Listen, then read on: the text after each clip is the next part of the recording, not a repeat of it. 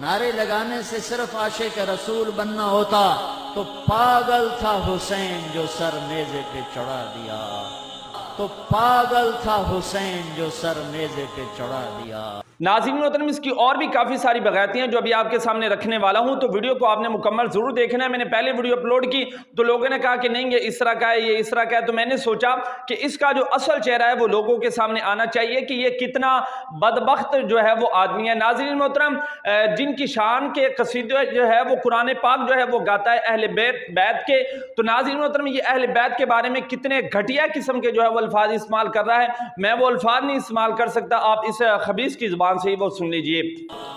اے ہے بڑے کملے نکلے اہل بیت، اے ہے بڑے کملے نکلے اہل بیت۔ اور ناظرین محترم، اب آپ کے سامنے رکھنے والا ہوں کہ گنبد خضرا، وہاں کا جو گنبد ہے اس کے بارے میں اس کا کیا عقیدہ ہے، اور نعوذ باللہ اس کے بارے میں یہ کیا جو ہے اپنی بکواس جو ہے وہ کر رہا ہے۔ یہ سبز گنبد بھی توڑ دیا جائے، قبر پہ گنبد بنانا منع ہے، اور بالکل صحیح بات ہے، منع ہے، قبر پہ گنبد بنانا منع ہے۔ ناظرین محترم، بات یہاں تک پہنچ گئی ہے کہ اس نے رب تعالیٰ کی بارگاہ میں بھی بہت سارے جو ہے وہ گستاخیہ کلمات جو ہیں وہ اس نے کہے ہیں کہ جو میں آپ کے سامنے وہ ذکر کرنا بھی مناسب نہیں سمجھتا۔